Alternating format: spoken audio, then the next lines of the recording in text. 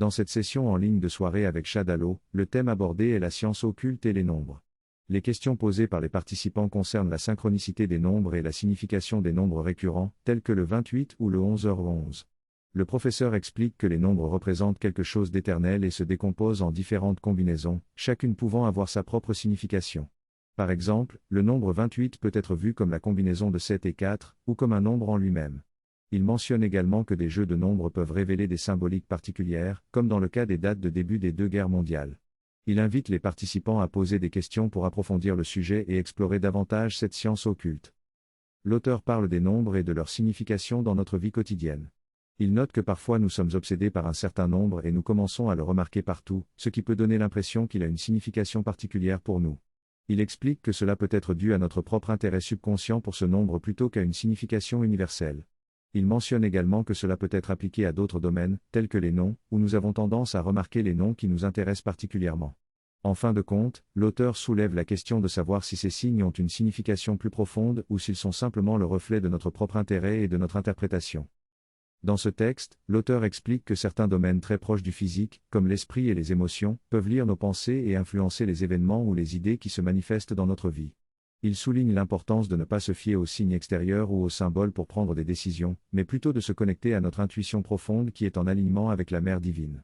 L'auteur recommande de faire confiance à cette intuition sans émotion associée, et d'observer comment nous nous sentons lorsque nous décidons de ne pas la suivre. Si nous ressentons de la détresse ou une perturbation, cela signifie qu'il y a une émotion mêlée à notre décision et qu'il est nécessaire de dissoudre cette préférence personnelle pour accéder à une guidance véritable. L'auteur souligne également que les numéros ou symboles que nous rencontrons dans notre vie peuvent être intéressants à observer, mais qui ne doivent pas être surinterprétés. Ils peuvent simplement représenter des résonances entre différentes énergies ou tendances, et il est important de ne pas leur accorder une signification superficielle ou trop fixe. En fin de compte, l'auteur suggère de cultiver consciemment notre connexion avec notre intuition profonde et notre capacité à agir en accord avec ce que nous savons intuitivement. La course est une liberté infinie, mais tous les systèmes finissent par échouer. Les systèmes deviennent de plus en plus complexes pour être utiles, mais finissent par se briser car ils sont limitants. Les systèmes occultes et les connaissances mentales ne sont que des indications pour nous orienter, mais c'est notre intuition qui nous guide réellement. Les symboles et les nombres peuvent être amusants, mais ne leur accordons pas trop d'importance. Travaillons plutôt sur notre intuition et notre guidance intérieure. Les intuitions sont les véritables indications et les symboles ne sont que des moyens de prêter attention à ce qui se passe. Parfois, les intuitions nous montrent des choix à faire, mais elles seules peuvent nous montrer le cheminement à suivre. Donc, jouons avec les nombres, mais ne les adoptons pas comme une vérité absolue. La confiance en notre intuition nous guidera vers ce dont nous avons vraiment besoin. Il y a quelques années, l'utilisateur s'est rendu chez un prêtre dans une église orthodoxe en Roumanie. Ce prêtre prétendait avoir une vision claire et guider les gens. Lorsqu'il était en face de lui, le prêtre lui a dit qu'il avait un 3 incliné à l'envers sur le front et qu'il allait le corriger. L'utilisateur ne comprenait pas ce que cela voulait dire, mais après être parti, il a réalisé que le symbole sur son front était interprété par le prêtre comme un 3 incliné. L'utilisateur se demande ce que le prêtre pouvait voir et pourquoi il s'est arrêté à la forme physique du symbole sans en comprendre la signification. La réponse donnée est que le prêtre manquait d'intuition. S'il avait eu de l'intuition, il aurait perçu la vibration de ce que le symbole représente plutôt que de s'arrêter à sa forme physique. Le problème avec ceux qui pratiquent la magie rituelle est qu'ils réduisent la connaissance occulte à une formule rituelle simple, sans comprendre réellement ce qu'ils font. Ils manipulent des symboles sans en connaître la signification, simplement en suivant des règles et des formules. Certaines personnes ont une clairvoyance rudimentaire et peuvent voir des symboles et des couleurs dans l'aura, mais elles ne comprennent pas leur signification et manquent d'insight ou d'intuition pour les interpréter correctement. L'importance accordée à la numérologie en Roumanie peut être liée au penchant des gens pour les mathématiques et aux capacités développées de leur esprit abstrait. Cependant, il est souligné que travailler sur son intuition est plus précieux que se concentrer sur les techniques occultes. Il est également mentionné que l'Europe de l'Est a une ouverture plus grande pour l'occulte par rapport à l'Europe de l'Ouest, où l'ouverture est davantage axée sur le physique. En Irlande, il y a une tendance à l'intuition, mais qui s'arrête à ce qui est juste derrière la surface des choses, sans aller jusqu'au noyau. Il y a donc des variations dans les différentes cultures et traditions. Dans certaines régions, des traditions occultes remontant au Moyen Âge sont encore présentes aujourd'hui. Cependant, ces pratiques ont souvent perdu leur lien original et sont devenues superficielles. Même la connaissance de la transmutation des métaux était forte dans certaines de ces régions. Par exemple, lors d'une visite à Prague, en République tchèque, l'auteur a ressenti la continuité de ces connaissances occultes et alchimiques. Il y avait même une chambre secrète intacte remplie de matériaux utilisés pour l'alchimie, découverte après une inondation. Cependant, malgré la présence de ces connaissances, il y a souvent un cumul karmique négatif dans ces régions, qui engendre des souffrances pour les populations. Par exemple, dans certaines parties du Moyen-Orient, où la magie noire est devenue dominante, les populations sont confrontées à de nombreux problèmes et souffrances.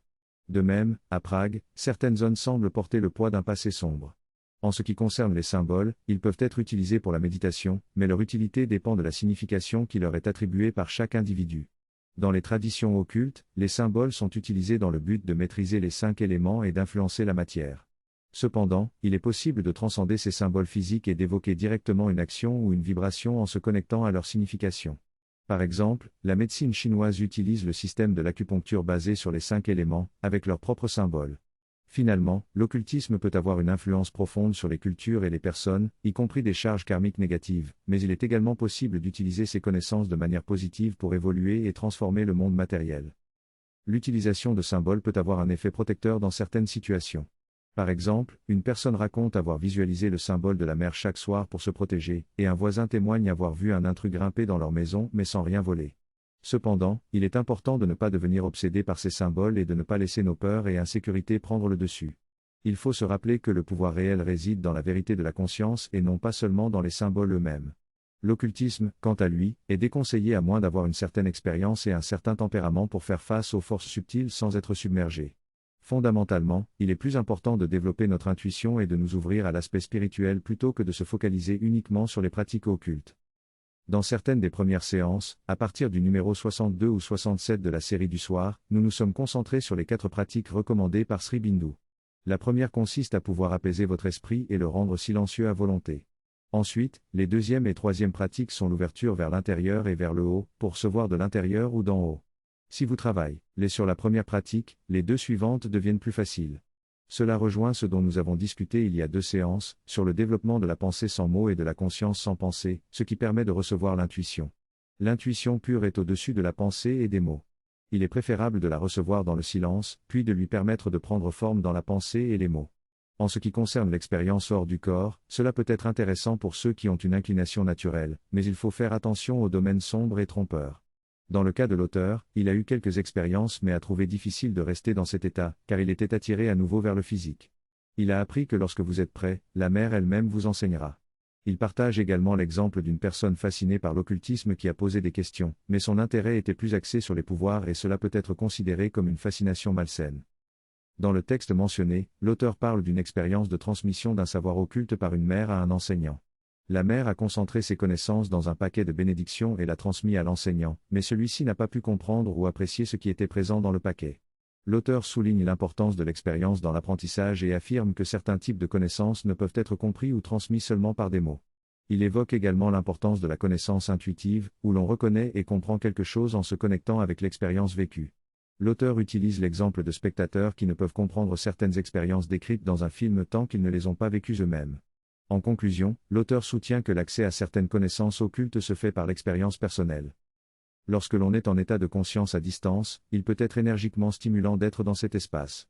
Sans cela, on ne saurait pas ce que l'on ressent. Par exemple, lorsqu'on regarde une photographie, on peut enfin comprendre ce que l'on ressentait. De même, on ne sait pas à quoi ressemble l'expérience de la radiation physiquement, mais dans un corps subtil, on peut ressentir l'effet de la radiation sur soi. Lorsque l'on pratique le remote viewing, la perception se fait dans le corps subtil et on peut ressentir des lignes de lumière traversant notre être. C'est ainsi que l'on peut reconnaître ce que l'on ressentait comme étant de la radiation. Ces expériences sont une gamme d'expériences où la forme n'est pas primordiale.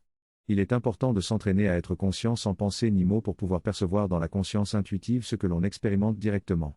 Sinon, on se réduit à un symbole et on décrit le symbole, perdant ainsi l'essence de l'expérience.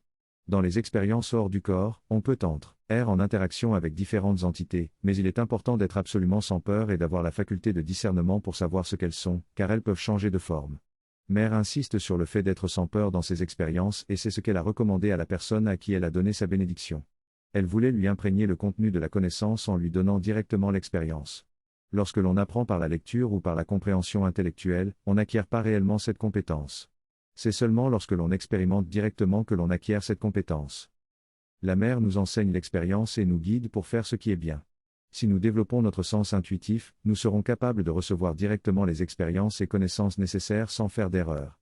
Pour ceux qui s'intéressent aux expériences hors du corps, il existe des pratiques simples pour y arriver, en développant avant tout une conscience attentive et en pratiquant la pleine conscience pendant nos activités quotidiennes. Avec le temps, nous apprendrons à devenir conscients dans nos rêves et pourrons ainsi prendre le contrôle de nos rêves. Cependant, il est important de ne pas abuser de ces pouvoirs et de respecter la vie privée des autres. Il est aussi possible d'accéder à un niveau plus profond de conscience sans avoir besoin de projeter notre corps, en utilisant notre subconscient et notre intuition pour accéder à des connaissances et expériences à distance. Selon l'auteur, il existe des moyens simples et sûrs pour développer une conscience plus élevée et profonde. Il mentionne que l'accès aux régions occultes peut être dangereux, comme le montre l'expérience de Utah. La mère l'a fait vivre des expériences avant de les peindre, afin que ces tableaux soient le reflet de ses expériences vécues. Cependant, lorsqu'Utah a dû représenter le dieu de la mort, elle a refusé de le faire sans la permission de la mère. Ce refus s'est avéré être une grâce, car la mère lui a expliqué que si elle avait accepté de rester dans le monde symbolique, elle aurait été liée et incapable de revenir. L'auteur recommande plutôt une croissance et un approfondissement de la conscience, qui peut éventuellement ouvrir des perceptions occultes en toute sécurité. Il souligne également que se connecter au corps subtil peut provoquer une légère panique au début, mais que cela n'est pas dangereux en soi. Au contraire, cela peut conduire à une perception plus large de l'univers et à une expérience libératrice. En conclusion, l'auteur ne recommande pas de s'engager dans l'occultisme, préférant des pratiques qui favorisent la croissance de la conscience. Dans cette synthèse, il est expliqué que le corps subtil peut s'ouvrir à son propre infini lorsqu'il est connecté à l'infini. Cependant, nos habitudes sensorielles et notre notion de soi peuvent limiter cette ouverture. Il est possible d'affiner les frontières du corps subtil et de les ouvrir sans danger, en commençant par les parties supérieures de l'esprit. Il est conseillé de ne pas s'étendre à des couches plus denses, car cela rendrait la personne plus vulnérable aux influences extérieures. Il est également mentionné que le lien entre le corps physique et le corps subtil peut être coupé, ce qui empêcherait le retour à la conscience physique. Certains êtres intermédiaires peuvent tenter d'interférer ou de couper ce lien, donc il est important d'avoir une certaine force et une absence de peur pour explorer ces domaines. Toutefois, l'expansion de la perception et la perception des énergies subtiles sont considérées comme sans danger. Il est expliqué qu'il est possible de ressentir les objets et les énergies subtiles en étant attentif à eux et en développant sa sensibilité. Par exemple, en approchant un arbre, on peut ressentir un changement dans la qualité de la conscience et observer comment cela affecte son propre état d'esprit. En développant cette sensibilité, il devient possible de ressentir la qualité d'énergie autour des arbres, y compris leur tristesse ou leur joie. Enfin, l'auteur partage une expérience personnelle où il a pu communiquer directement avec un arbre en atteignant un état de grande tranquillité intérieure.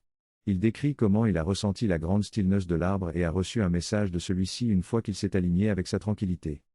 En conclusion, il est possible d'ouvrir son corps subtil à des dimensions plus larges de perception et d'expérimenter la communication avec les énergies subtiles en développant sa sensibilité et en atteignant un état d'esprit tranquille. Dans ce texte, l'auteur aborde la question de la communication profonde avec les arbres et les êtres humains. Il souligne l'importance de s'entraîner à observer et à être attentif à ces énergies. Il mentionne également qu'en développant la conscience de la présence divine dans toute chose, il devient possible de comprendre et de reconnaître ces énergies. L'auteur met en garde contre l'utilisation d'énergies occultes sans avoir préalablement développé cette conscience divine. Il partage également l'exemple de Hata, une artiste qui a été formée par la mère divine en commençant par un état brut de création et en développant peu à peu sa capacité et sa sensibilité artistique. L'auteur rappelle que la mère divine peut nous rendre capables et purs, mais que le travail et l'engagement personnel sont également nécessaires. Finalement, l'auteur souligne encore une fois l'importance de faire passer la réalisation du soi et l'immersion dans la conscience divine avant toute autre forme d'expérience occulte ou de maîtrise. L'auteur souligne l'importance de développer une conscience élargie plutôt que de se focaliser sur les compétences occultes. Il explique que les expériences spirituelles ne peuvent être utilisées à des fins destructrices, car l'envie de les exploiter a été dissoute. Il affirme que le véritable savoir réside dans l'intuition et que la capacité à utiliser et à diriger ces états de conscience est beaucoup plus puissante que la capacité à manier les symboles et les formes de l'occultisme. Il met en garde contre l'illusion de grandeur et la fixation sur des capacités limitées qui pourraient empêcher d'accéder à des niveaux de conscience plus profonds et plus élevés. Il encourage à se concentrer sur l'ouverture spirituelle, la présence psychique et l'intuition pour accéder en toute sécurité aux dimensions occultes. Finalement, l'auteur propose d'explorer plus en détail la science occulte dans les futurs échanges. Nous nous trouvons actuellement en pleine transition d'une ère à une autre, où tout dans la nature converge vers un grand saut de conscience, du mental au surmental, à travers les différents niveaux de l'intuition. Tout soutient et pousse vers cette évolution. Quelle est la priorité la plus importante à avoir dans cette démarche ? Avec un peu d'effort, la percée est possible. Nous devons nous centrer avec une aspiration claire, invoquant l'aide de la Divine Mère dans cet effort. Merci et namasté.